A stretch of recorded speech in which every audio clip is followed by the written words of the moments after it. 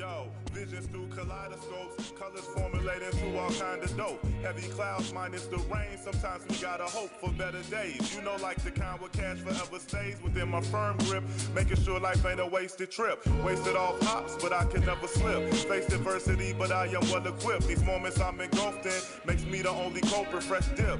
Draped out with no escape route. It's the Soul Taylor, bold flavor, rhyme analyst. To change this rap game, I'm the catalyst. New session, new class, new lesson, new path, new weapons, new crafts. The only way the message is passed. Around, around, around.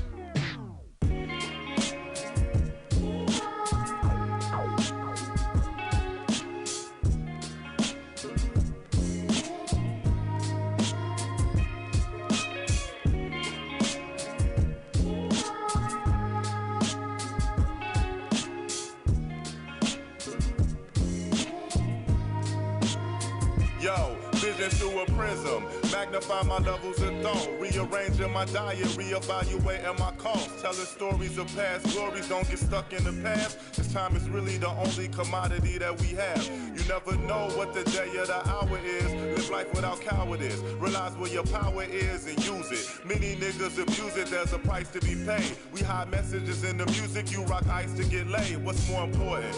You gotta choose what you use for enjoyment. For me, it's watching my seeds grow and rhyming potent, splashing colors over canvases and living my life. Cause you know that we ain't getting this twice.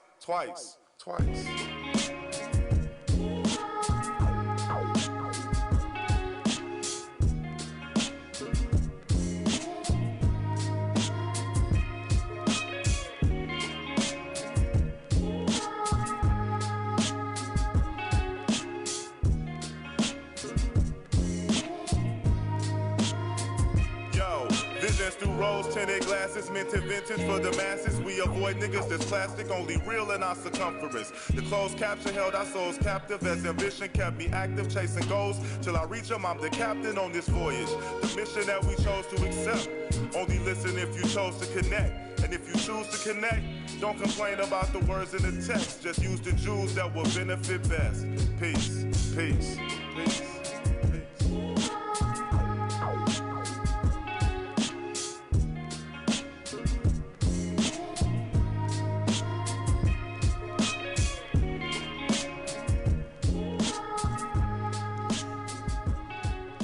Peace, peace, peace. Yo, yo. You already know what time it is. We are live right here on Hot 702.5 FM. This is Craft Conversations, episode 92. Remember, this show focuses on current topics in the culture, including, but not limited to, art scene, music scene, more specifically hip-hop, foodie scene, and, of course, the craft beer scene. These are opinionated topics that stem from bar talk with the homies, and it's all fueled by good-ass craft beers. Speaking of good-ass craft beers, let's go right into what's on your palate segment. You know how we do. We let you know what we sipping. Exclusive. Right. We got an exclusive joint. We let you know what we sipping, and y'all let us know what y'all sipping if you're watching. I don't even want to bust out my joints, man. On Facebook. Where you got them hidden? You already know I didn't even see you bring anything in. I got the joints I had in the fridge last night. It's your man, LaRon MC. We got the good brother, Just Tracks. And we got my cousin. That's right. Got my kinfolk up in here, Miss Ashlie Randolph. Glad to have you back in the joint again. It's been too long. I know, it's been a minute. And for the What's on Your Palate segment, she blessed us with one of her jumps. Yep, that's the equity over everything, not thing. Equity over everything. And that was a collaboration that we just released for Asheville Beer Week and Grind Fest, which is a celebration of Black entrepreneurship in Asheville, North Carolina. So it is a blonde stout. The recipe was put together by our brewer-in-chief, Miss Sarah Perez from Maui Brewing. And we used coffee beans from Grind, which is the only African-American owned coffee roaster in North Kakalaki. Really? Yeah. It's a big beer. That's dope. Black excellence. It says it's 6%, but it's really probably like 7.5%. And we collabed on that with Lifting Lucy, my nonprofit, which supports women of color in craft beer. Salud, which is like if Dominican culture and hip-hop culture had a baby, that's this bottle shop and pizzeria. So shout out to Salud. and Resident Culture in Charlotte as well, and then Burial in Asheville. So it was a big collab, but we had, all the right people on the right team, and the beer turned out phenomenal. Like, I'm crying that I only flew back with one case. You only flew back with one case? That shit was heavy. Oh, yeah. Yeah. All right, let me run down the rest of the list. We got Rooftop IPA from Brasserie, St. James, I believe that's how that's pronounced. Brasserie St. James Brasserie. in Reno? I believe so. Yep. I had no idea this was sort of local. Man, well, Reno craft beer is crazy. If you ever get a chance, go up there for the Biggest Little Invitational, one of my favorite beer festivals, right in Reno. When is that, when that festival? Ooh, I want to say it's either this weekend or next weekend. Oh, damn, that shit's right. It's here. Yeah. Wellworks Brewing Co. We got Hydro Rush IPA, and this is Colorado. And then last thing on my list is Equilibrium's Astrophysics. Another IPA. And that's that joint. All right, let's crack this one open. The equity over everything. Listen, we had so many meetings. I was like, no, change that I to A. It's everything. Because really, I mean, you can have diversity, but if you're not equitable about achieving that diversity, then it's for naught. So.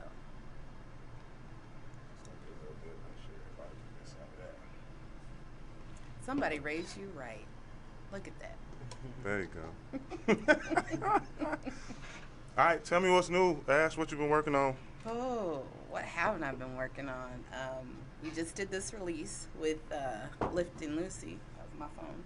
So last time I was here, I don't think I had started my nonprofit yet. So last year, myself, Sarah Perez from Maui Brewing, and Trinice Watts from Patuxent Brewing, we did 3 panels for CBC, which is a craft brewers conference. And in the preparation of getting there, making sure we had our accommodations, getting our talking points together, we're like, damn, this is a lot to get together. And we just realized that, there's a lot of barriers that women of color may face just getting in this game. As you know, the craft beer game, it's a gauntlet. And we really just wanted to make sure that whatever we could do to remove some of those barriers, we did. So we founded Lifting Lucy right before Christmas. And our mission is to support women of color in craft beer industry events and educational opportunities. So this year we were fortunate enough to support 8 women of color to go to CBC in Minneapolis this year. So that was a huge thing for us. We presented again this year. We are officially sponsored by Athletic Brewing, which is like the #1 non-alcoholic brewer in the game. So that was huge for us. We've had a lot of support from Bell's, Peabody in DC. We've got a few collabs lined up. We just did this one. We have another one coming up with Maui. So we really just kind of hit the ground running, and as many women of color that we can support, we're into it. Not that we don't care about our brothers too, right? Because it's reciprocal there, but that's our focus. So we just awarded 2 $500 scholarships to African American ladies. One of is Tinu, who's working on a documentary on the journey of specifically Black women in craft beer. And then another one, LaShonda, a.k.a. Black Beer Mom on Instagram. She's just an all-around badass and loves beer. So we're just trying to do all the things. So there's that. And then next weekend is Juneteenth, which is a big, big weekend for me in my Mo Better Brews role. So on Friday, we will be doing our 2nd annual Juneteenth Jubilee at the Cosmo, and we'll be showcasing amazing art from local talent, such as yourself, cousin. You went last year. How did you like it last year? It was very dope. It's going to be bigger this year. Last year we capped out at 300. We're at about 500 this year, and it's going to be in the Chelsea Ballroom at the Cosmo. Same format, or y'all? Yeah, same, but just bigger. Yeah. Yeah, you got to come out, Jess. I'm gonna have to come. It was extremely dope, man. I'm looking forward to doing it again this year. Do they allow cameras? Oh yeah, for sure. Yeah, we You gotta bring the can. Yeah, you gotta Get some capture footage. this melanation, man. Yeah, it was definitely. crazy It last was year. highly melanated last Yeah. year, man. It And- was a good time. Yeah, I don't know if you remember or if where you were sitting, you actually felt the floor vibrating because people were just that Yeah, happy. it Like, was the dancing the whole nine. It listen. was, yeah, it was Wow. beautiful. Yeah, so it should be good. We have a few extra surprises this year. The menu is going to be incredible again. And yeah, looking forward to that. And then on Sunday, which is Father's Day, and officially Juneteenth, we are doing a release. And when I say we, I mean myself and Alex Bernal from Mo Better Brews. We're working with North Fifth and local documentarian and historian Stan Armstrong. And we're releasing a Tropican tropical IPA in honor of the Tropican girls from the Moulin Rouge. And so we really, I know, right? Yo, you just, all right. This is why I don't sleep. I'm listening. And so we're very fortunate to have the Urban Chamber on board as our partner for that. They get my vision on, you know, having truly equitable inclusion for people of color in the craft beer community here as it grows. And so we've got DoorDash on as our sponsor. Shout out to them. It's free, so please register. We'll make sure you have the information. But we'll be releasing that beer. And then, you know, it can't be Juneteenth anything or Black anything without soul food. So we'll have a few vendors on hand. Where is this? At North Fifth Brewing off of Mayflower. So intersections are Cheyenne and Commerce. You said soul food too? Yes, so it's going to be a Look at brunch. this, Just, It's gonna. You said soul food too. Yep. He's like, what? There's some soul food over Yeah. there. So the whole concept is really just to do an elevated sip and see. And what I mean by that is, as opposed to having a glass of wine and seeing somebody's newborn business, you're going to have some of our exclusive beer and then see who you can do business with. You know, there's a lot of development that's happening, specifically when it comes to the craft beer industry here. We have Ball moving to North Las Vegas. That's a $30 million facility. We need to be in on those contracts. We have the Craft Brewers Conference that's coming in 2024. We need to make sure that we're getting a big chunk of that money. So I'm very excited that we have the support, and not only, you know, for current and existing businesses, but to pay homage to Moulin Rouge. For those of you that don't know, Moulin Rouge was the first integrated hotel in all of America, and that was right here on Bonanza Road in Las Vegas. And, you know, once upon a time, we were good enough to entertain on the Strip, but you couldn't eat there, Right. couldn't change clothes there, couldn't sleep there, so you had to go to the Moulin Rouge. And there's just so much rich history in that establishment and the legacy that they created. The first, you know, woman of color to own a gaming license was at the Moulin Rouge. So we're just excited to celebrate that legacy. 3 of the original Tropican girls are living, so we're hoping at least a couple of them will come out and celebrate and shake a tail feather or two, if they still can. That's very dope. Oh, all right. You're all right that I didn't put these in. Oh yeah, we Did I all forget about good. We ain't these? gotta put those in there. Cool. So the dinner is the 17th. Brunch is on the From the 7th. brunch Both is- brunch, yeah. So the NAACP. The 19th is a brunch too. It is. Okay. Yeah, so that'll be from 11 to 1. And again, it is capped, but we are really encouraging people to come out and experience something new. So we'll make sure that you have that information. And that's from 11 to 1 on the 19th, which is Father's Day and Juneteenth. And then the Juneteenth Jubilee breakfast at the Cosmopolitan will be from 9:30 to 11:30 on the 17th, which I realize is a Friday, but that's very strategic. Juneteenth is now a federally recognized holiday, and if your job is not giving you that day off to celebrate Right. Juneteenth, you need to ask for it off. I'm asking for it all for sure.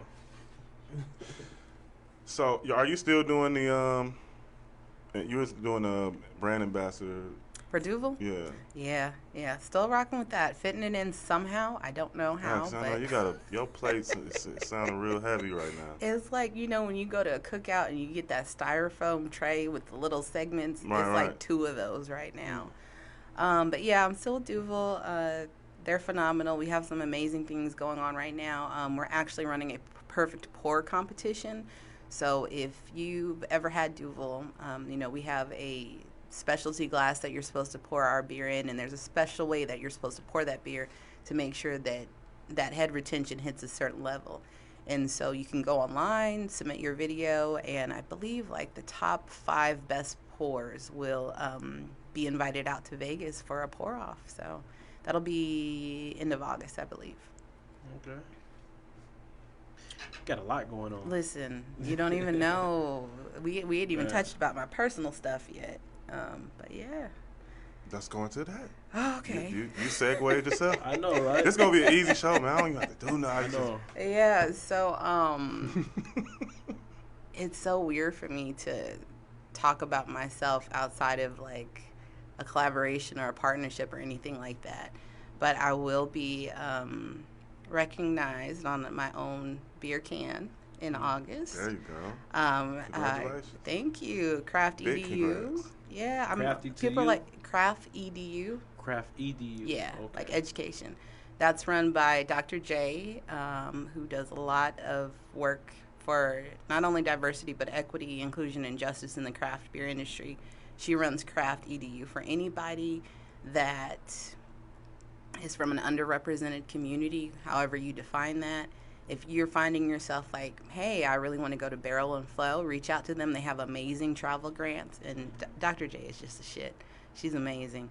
But they selected 10 people that are affecting change in the craft beer industry. I was one of the people that was selected, along with L. Sharpton. You may know that name. Yeah, L. Shout out to L. Yeah, L. Sharpton. so that's the Opportunity Awaits collab that'll be released, I believe, August 22nd. I don't know if we'll have distribution out here in Vegas yet, but I'll at least fly back with one case. It's dope. Yeah, that'd be dope. I need to have one. Yeah, and then I got to take a step back to focus on me because, you know, still getting this brewery open in Jamaica. I was going to ask you about that. So you still got the plans to open up the brewery? Yeah, Brata's still alive. Brata Craft and Brews. Still a work in progress, but, you know, everything in due season, as they say. And I've just been steady grinding, and some amazing opportunities have come up. I can't really speak on the big one yet, but it's looking good. But, you know, my heart will always be here in Vegas. And as I spoke on a minute ago, like, I'm very passionate about us getting in this game here. And with some of the development that's getting ready to happen in North Las Vegas, there's going to be a lot of opportunities. Listen, I'll put it to you like this. You probably mainly one of maybe of 2 or 3 people. And I'm not saying that there aren't other people out there that's doing it, but that I know about when you talk about inclusion in the craft beer scene, that's actively making sure that shit happens. So like a lot of the other cats, and I'm not trying to shade people, but they talk about it, but they're not like providing opportunities or, you know what I'm saying, trying to. Yeah.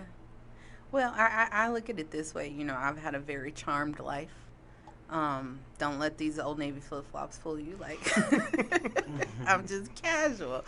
But, you know, I've had a lot of opportunities and a lot of gifts bestowed upon me. And so, like, that's the price of admission for me, being a part of this community. And CBC this year was everything. Like, full disclosure, I got COVID at CBC, and you know how paranoid I've been about COVID. Yeah, from the start. Yeah, and, like, I wasn't even mad that I got COVID because, like, it just was so crazy to be around so many melanated people in this industry. Like, we literally had a BIPOC party during CBC, and that was at Arbeiter Brewing, and there in the neighborhood where George Floyd was murdered, and that was really deep. Having them walk us through that community and having conversations. You know, I popped in the barbershop as you do, and they're like, "Black women are in beer?" I'm like, "Yeah, and we gonna bring you some of this beer." But it just was dope. Everybody was there. Brewing Change Collective, which is based in Minneapolis, they're doing phenomenal things, and their headquarters is kind of at Arbeiter. But yeah, CBC was just crazy, and we were hanging out on a Monday night, and the next thing I know, like, why are my eyes sweating? What's going on? And, you know, I tried to keep it. Yeah, all the onions were being cut, and I was trying to keep it together, but I just couldn't because I was so overwhelmed. It was like, damn, like, I've been working so hard because it's not just about me. And everybody has privilege and a platform. It's just what you choose to do with it. Right. And I had just really been meditating. Like, I think subconsciously I chose the craft beer community because I needed it. Like, do we have our issues? For sure. But I've never been a part of a community that has been just so open and loving. And, like, you know, if you are, let's say you're in a certain pharmaceutical industry. You're like, I'm out of baking soda. You're not going to go to your competitor and be like, hey, let me get some of that baking soda. They're going to be like, get the fuck out of here. Whereas in craft beer, you literally can be like, hey, I'm out of malt, or my yeast has died, and they will literally give you what they have to make sure that you are successful. And it's that spirit and passion that I really just want more people of color, because, you know, entrepreneurship is in us. That's how we survive. That's how we get over. That's how we make it. And just, there are so many opportunities to be leveraged. So thank you for acknowledging that. Like, I just don't know how else to do it, because for me, like, I'm not going to be brewing beer day in, day out. That doesn't excite me, getting up early and doing a bunch of, you know, cleaning and things like that. Not to disregard, because that's a very important thing, but I have a lot of skills that this industry needs, whether that's, you know, being strategic and saying, okay, we need to set up these partnerships, or putting together business plans, proposals, setting up nonprofits. So I think that's one thing, and we talked about it at last year's CBC, is like, for people who don't fit that stereotypical craft beer image, you feel like you have to reinvent yourself, and you really don't. Let me ask you this real quick. Do you think that the stereotypical craft beer image still exists? Oh, for sure. For sure. Can tell me something. Have you seen any, like, in action recently? Yeah, I've experienced a few. And this actually was something that I spoke about on Craft Beer Con that Jen Price from Craft Women Connect puts on in Atlanta. Shout out to Jen. The panel that I was on was Black women and their invisibility cloak in the craft beer industry. Invisibility cloak? Really? Yeah. And it was all Black women on the panel. And I was like, ooh, how do I feel about being on this panel? You know, I'm on the executive board for Pink Boots International now. And so, like, it's not just me I have to think about. But I was like, no, let's have this conversation. And one of the things that I uncovered for myself in preparing for this panel was, like, I do a lot of silent signaling. So when I'm working for Duval, you know, I'm out touching my accounts, interfacing with customers, I wear big old, like, door knocker earrings, but instead of, like, door knockers, they're hops. Right. And I make sure I have on my beer mask and whatever, because I don't want anybody to question that I am a part of this industry, because I chose to be and I did the work to be here. Take your invisibility cloak off. Yeah. Well, but that kind of is, in a way, that is my invisibility cloak, in a sense of I'm presenting myself not just as a Black woman, because I'm still very Black, but as somebody, like, look, I'm one of you, so you don't have to feel compelled to come up to me and say dumb shit. Like, have you ever had this beer? Sir, I have cases of this beer in my garage. Like, yes, this is what I used to work. Or, you know, last year I was at an event, a beer event right after Juneteenth. So, you know, I was gussied up a little bit more than normal. Right. And I was having a conversation with the head brewer from a brewery in LA, which I won't name at this point. And, you know, there was a home brewer that was fangirling, like, hardcore over him. And I'm having a conversation because I know this person. And this fangirl of a man is like, why are you here? Like, literally asking, why are you here? Wow. I said, what do you mean?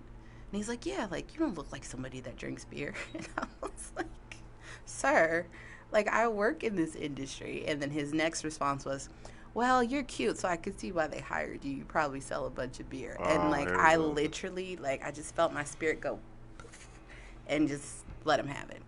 But it was a teachable moment, because that brewer kind of just stood by and didn't say anything. And then I wasn't expecting him to come to my defense, because I can defend myself.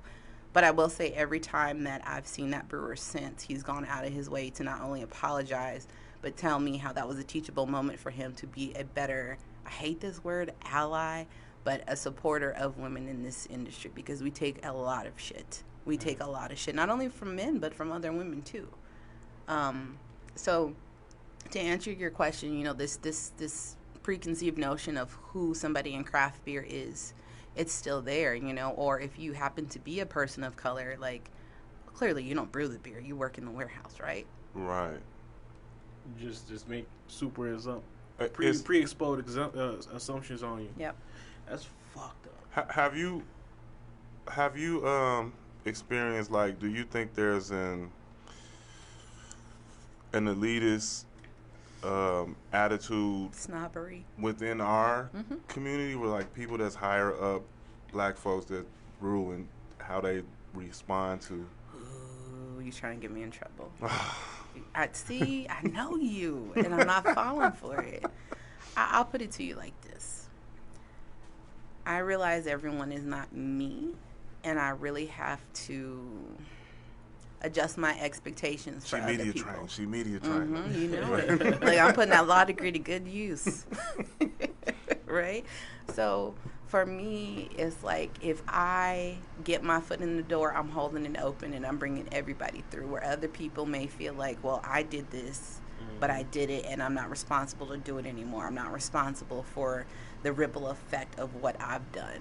And that's a very interesting perspective to have for me personally. That's not mine, but I can't do anything but respect it. But I mean, it's the same thing like wine, right? Like, beer can be very classist, you know, like, right. I joke about it all the time. I grew up in a Colt 45 household. You know, I'm not going to shit on nobody if they still drink Colt 45. I don't even know if you can still find it. I got jokes.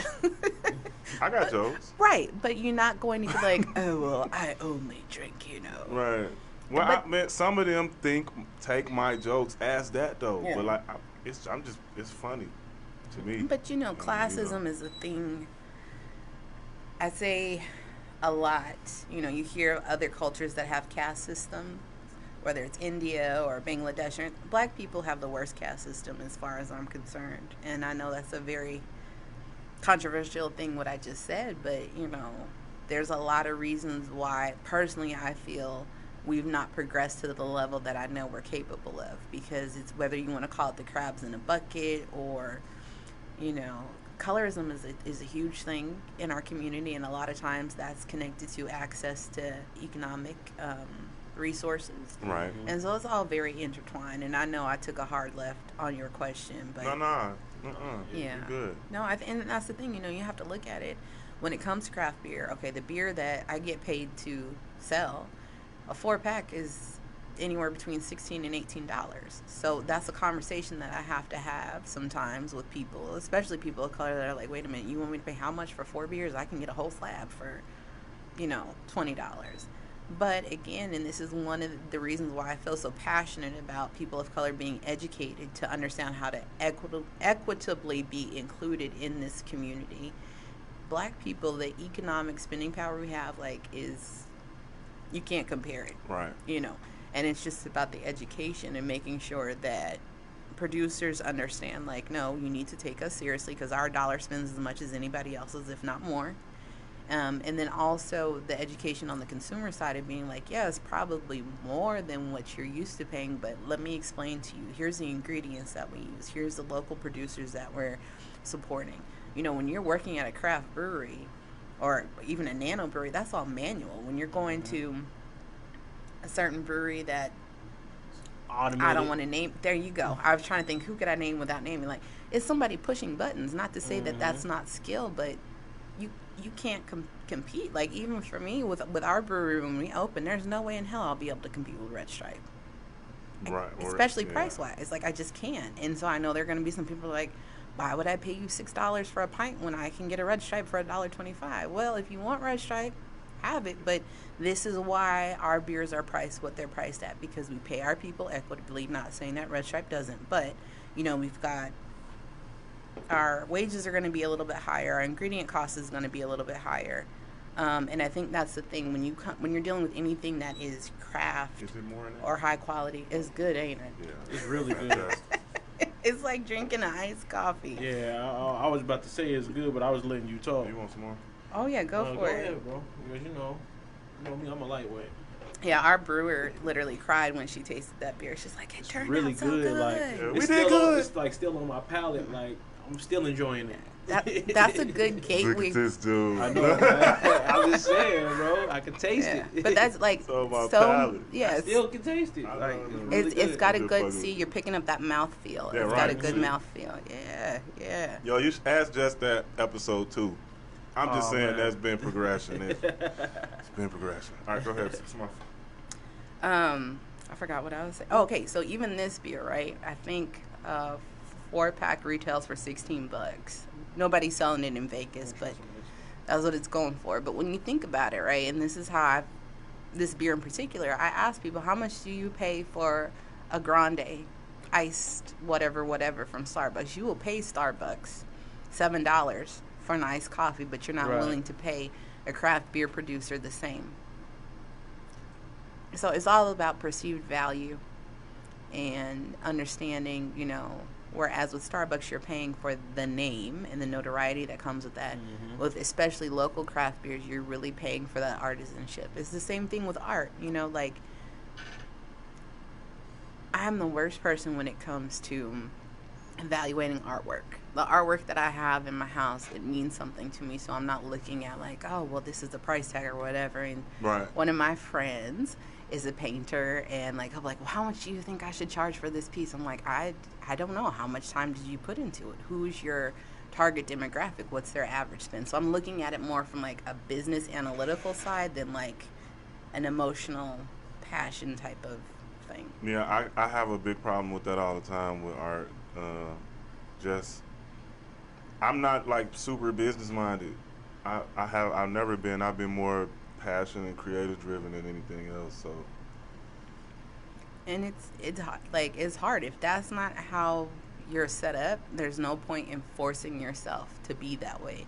But I think that's where being creative and being tapped into the creative / emotional side of you will be advantageous when you are strategically finding your partnerships. Like, so that's what I would need help with mostly. But the way the system is today, they try to make it where visual artists have to be creative and doing their own business, Yeah. and you know what I'm saying, it's just not enough. it's not feasible. But again, that's where having your team, like even for Lift and Lucy, our nonprofit, like Sarah's a phenomenal brewer. She's fantastic. Debbie, who did social media for Jester King for over a decade, like she handles that. I can't do an Instagram post like if my life depended on it. Now you need a business plan, cool, no problem. I got Right, you. right. But it's just everybody has different talents and everybody excels at something different, and everybody doesn't have to do the same thing. Because when you're trying to do everything, you're either going to wear yourself Yeah, out. you're taking away from something, Yeah. from something else. Yeah. So you just got to find the right people that you have a clear understanding of what everybody's compensation is up front, because I think a lot of people have this habit, and I'm guilty of it too. Let's just get going and we'll worry about it later. And then Right. it ends up being some shit that you're like, if I had known you were going to cut up like this, there's no way. But, just make sure the money is right up front and just delegate and make sure whoever you're delegating things to, especially for you being a creative, that they fully understand it is your vision that they're supporting, not theirs. Because a lot of people want to come in and say, well, you can do this or you should do that. I mean, I go through it with my brewery all the time. People are like, you should do this. I'm like, but that's not my vision. That's Right. not what I want to do. Right.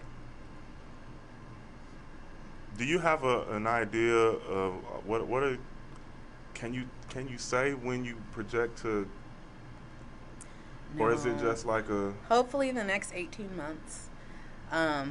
There's a lot of Well, variables. that's pretty close. Yeah, it is. But Yeah. I'll tell you why I don't pigeonhole myself into that, because that puts pressure on me to meet other people's expectations. Right. And those other people don't understand all the variables that I'm dealing with. I tell people all the time, like, I'm a single parent and my kid is very expensive. And they're like, you have a kid? I'm like, I've been pregnant with this brewery for 7 years. Like, Right.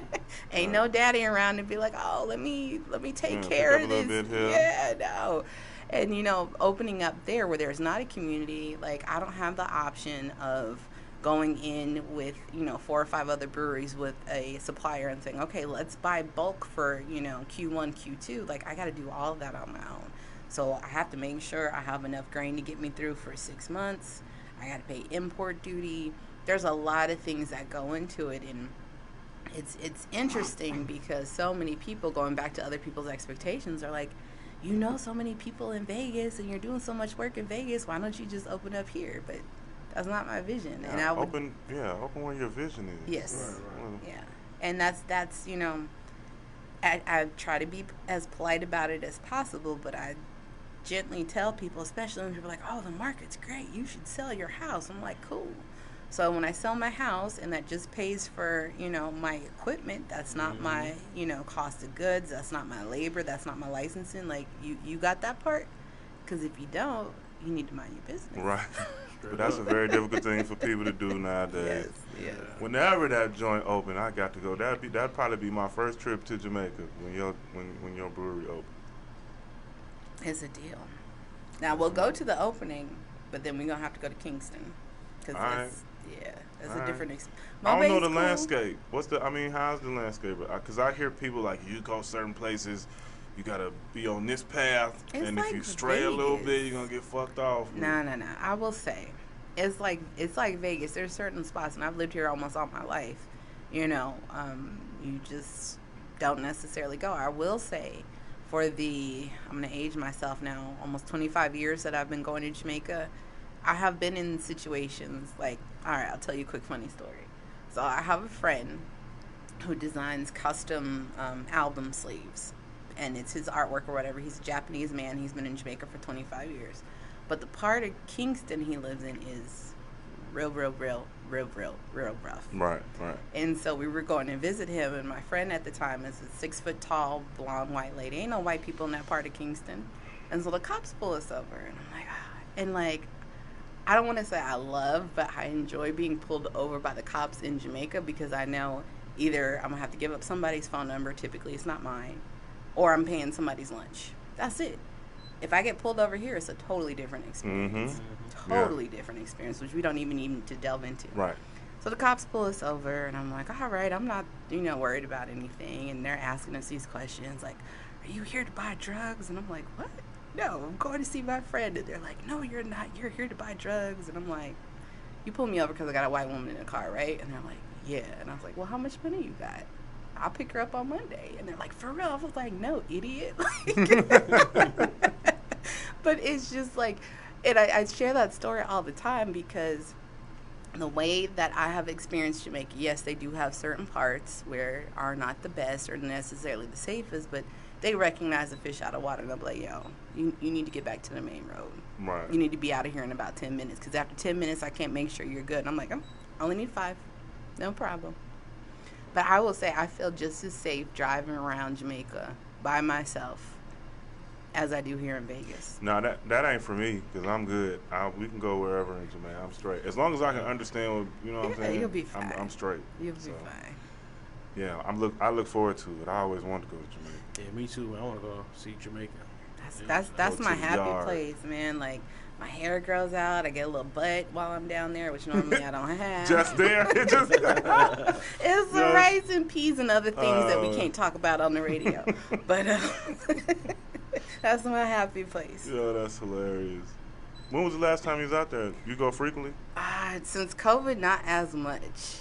Yeah. COVID definitely put a damper on that. But Did you hear about it? Was COVID like ripping through Jamaica? Oh yeah. So my birthday is Jamaica's Independence Day. So I try to be there at a minimum, during August for my birthday, which is August 6th. And so I was there for 6 weeks last summer. And because of COVID, the way that the government tried to keep the numbers down was they had a curfew. So like on Sundays you had to be in the house by 2 because that was enough time for you to go to church and be back in. And my birthday was a Friday and a national holiday, and the curfew was 3 because they didn't want people out partying and things like that. So it was definitely different. I realized what privilege I had being here in Vegas, literally being able to rock up to Walgreens or CVS and get a test immediately. We're there, I think it was like $80 for a test, and I had to schedule like 4 days in advance. And it really just kind of heightened, again, that whole privilege thing. The fact that, okay, whatever, it's $80, I'll pay the test, where some of my friends, there's no way. Like, they hadn't had a COVID test at all because they just couldn't afford it. Yeah, our birthday's in the same month. Mm-hmm. Oh, y'all like a week apart. Some August babies. Yeah. Like 10 days, yeah. She's a 6th. I'm the 16th. I'm told, like, from the minute I saw your driver's license, I was like, wait a minute, this is kinfolk for real. Right. I had to show her my license because last name. Randolph is not a common last name at all.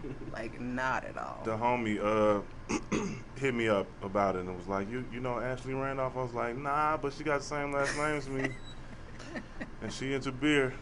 Yeah, that's how it is. So my last name Hope, so usually when somebody last name Hope, I'm related to them. Can we do a real quick backup And so you say you come from a Colt 45 family, right? Yeah. Yeah. At what point were you? When did you first get into craft beer? Not in a brewing aspect, that too, but like as a specifically, consumer? as a consumer. Okay. So I would maybe say freshman week of college. So I was maybe 18 and a half. And I went to... was underage drinking? No, I went to... Don't shame her like no, that. No. I started it was legal. I went to school in Sydney. You're in that, man. Oh, so the drinking age is 18. Yeah. And you want to crack this? Yeah, sure. And in my naivete, I was expecting to drink a bunch of Fosters, which I'm not a fan of. And I used to like Foster's. It's marketing. I mean, like, look, no disrespect, but look at Heineken. Like, people drink Heineken because of the marketing, but the actual taste of Heineken is a chemical defect, which not a lot of people realize. I didn't know that. Yeah. It's a chemical I do remember, defect. what was that show, that movie? It's a classic black movie. And the dude went to the sister's crib, and she had Heinekens in the refrigerator. And she made a point and was like, I heard the brothers like Heineken. I don't know what movie that is. It was, I think Wesley Snipes was in it, and Sanaa Lathan. Oh, I know what movie you're talking about. He was like a handyman. Yeah. And she was real, like, I bougie. can't remember what the name of that shit was, but when they first met, Yeah. he went to her crib, asked her for beer, and she had, I got some Heinekens, and said it by name. That's interesting. I heard the brothers like Heinekens, and that is product placement and pushing. Yeah, but to answer your question, so orientation week in Australia is totally different. It was like a different liquor every day, and it was paid for by our student association. So I was like, ooh, I was gone. But I had a Tooheys New, and I was like, what is this? And it was a Pilsner. And my friend was like, try this, you'll like it. And I was like, I don't like beer. And I had it, and I was like, whoa. You said it like that? I did. I don't like beer. Listen, I was one of... No, don't pass it to me. Listen, I was one of 3 people of African descent on my college campus. And we all had a role to play. My best friend, who's still my best friend to this day, I just saw her last weekend. Amelia is from Charlotte, and there ain't no covering that up. She was like... There was a guy there from Norway that was just so infatuated with her, and every time he'd see her, he'd be like, girlfriend. And she's like, don't do that shit. I'm like, you blocking your blessing. Arda comes from a billionaire family. Oh, shit. Blocking your blessing. But, so I had Tooheys and got into wine a bit more. There's a phenomenal wine market in Australia, and then fast forward to about 9 summers ago, I was in Jamaica for work for Reggae Sumfest. I typically take people down there with my travel agency, and I just got diagnosed with thyroid cancer at that time, and just was kind of like all over the place mentally. And I was chilling with a friend of mine from Atlanta who had moved to Jamaica, and he's like, I love being here, there's just no good beer. And I was like, you have Red Stripe, what more do you need? And he's like, nah, that's not beer. And so I came back home, went to my first ever beer festival, met Marlon, my beer husband, that night, and I just was like, wait a minute, like, look at all these crazy ingredients, and, like, I really like stouts and porters, and, like, it just blew my mind. And, with my dad being a former chef and me happily doing 4 summers at Fat Camp, like, I eat because it tastes good. I like flavors. Right. I like the complexity that craft beer has. And, yeah, that's it. Been stuck ever since. That's why I got into craft flavors. So my whiz like stouts more almost exclusively. She'll drink other stuff, but like stouts is her main thing. Is that like, do most like females like stouts or porters? Like, what is it with that? Is it that's the darker? $1 million question, because there's this whole perception of like, all right, case in point, in Jamaican culture, stouts are like 100% connected to male virility. So to see a woman out by herself drinking a stout and let it be warm at that, it's like, ooh, she ready for action. So, so it just depends. Like, to answer your question, it just depends culturally, I think, also. And then when you're roasting malt, it's the same as roasting coffee beans, right? So if you have a woman that's drinking coffee on a regular, especially a dark roast, that's going to carry over. But you also have the crystallization of the sugars in the malts. So stouts tend to be a little bit sweeter. Porters, not quite as much. And then a lot of that bitterness that a lot of us don't realize that it comes from the hops. So when you're looking at a stout and porter, like, the hops are barely there, as opposed to, like, like a triple IPA or a double IPA. Like, even this one here, this Hydro Rush by Weldworks, it's good, but I'm not typically an IPA drinker. And I found myself really getting into cold IPAs because it kind of mellows that bitterness when it comes to hops. So is the bitter the problem? In my opinion, I think so. So you blame it on the hops? Not all of them. Blame it on the hops. Not all of them, because that's the thing. You have hops that have different characteristics. The Hazy East Coast IPA that we have from Ommegang, that's like my brunch beer. It's like drinking a mimosa to me, because the flavor profiles of the hops are very juicy. And we're like, how is a beer juicy? Like, what does that descriptor mean? And you have hops that literally are super dank and taste like bong water and very resiny and piney. You have hops that are very tropical. Bong water sounds disgusting. Yeah, it is. I don't know if you've ever tasted it, but it's gross. I've never had bong water, but I had plenty dank beers, and I love dank. I used to love dank. Dank IPAs were my favorite go-to IPA before the any IPA. I got introduced to, like, the haze. Which is interesting, because that's such like a dichotomy.